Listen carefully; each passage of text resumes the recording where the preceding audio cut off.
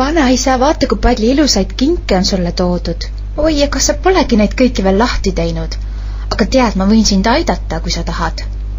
Noh, eks sa siis aita pealegi. Istu sina diivanile, mina toon sulle kingitused kätte. Nii, see kollase paberiga kingitus on ema poolt. Ja siin sees on... Aga mis asjandus see on? Luup. Mul ongi seda vaja. Rohelise paberiga kingituse tegi isa. Tundub, et siin on midagi pehmet. Sall! See sobib ju sinu sinise kampsuniga väga hästi. Vanaisa, see roosa paberiga kingitus on minu poolt. Arva ära, mis siin sees on. Pole aimugi. Aga arva.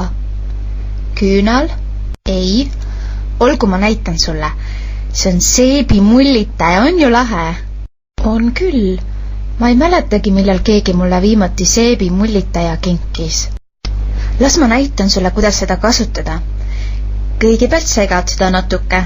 Vaata siia, et hästi palju vahtu tekiks. Siis võtad selle topsi seest välja ja puhud. Aga väga tugevasti ei tohi puhuda, sest muidu läheb mull katki. Vaata, kui suur mull tuli. Proovi sina nüüd ka. Ma proovin siis. Tubli, proovi veel. Nii palju mulle tuli nüüd. Isa, mida sina teed?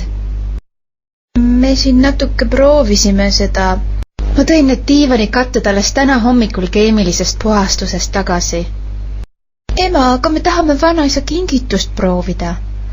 Väga kena, Kärt. Aga kas te saaksite seda ehk õues teha? Ilm on suurepärane. Vanaisa otsustas hoopis väikese uinaku teha, aga ta lubas minul oma seebimullitajaga mängida. Panin mantli selga ja läksin õue. Puhusin seebimulle nii kaua, kui pimedaks läks ja mulle enam pimesusest nähagi polnud.